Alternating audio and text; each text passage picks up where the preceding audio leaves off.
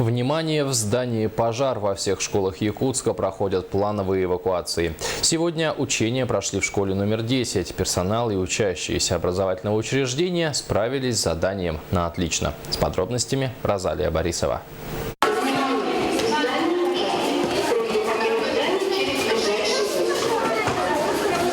Эвакуация хоть и учебная, но все по-настоящему. Обязательное построение, обязательное сопровождение учителя. Главная цель – выйти из здания как можно быстрее, но без паники и потерь.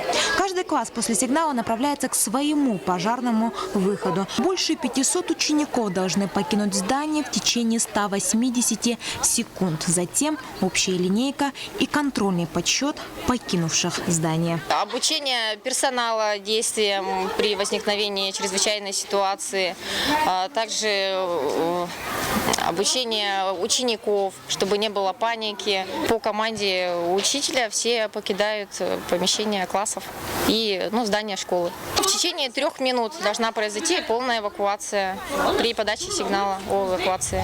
Несколько раз в год в школе проходят подобные учения, потому даже самые маленькие знают, что делать и как покидать горящее здание.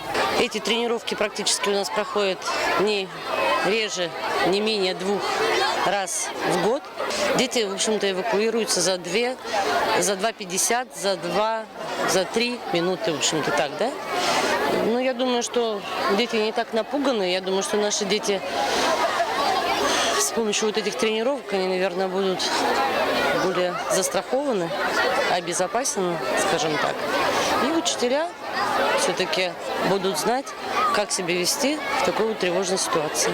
2 минуты 43 секунды понадобилось на то, чтобы покинуть всем школу. Как итог, учение прошло успешно, пострадавших и не покинувших здание нет. Розалия Борисова, Евгений Лугинов, НВК Саха, Якутск.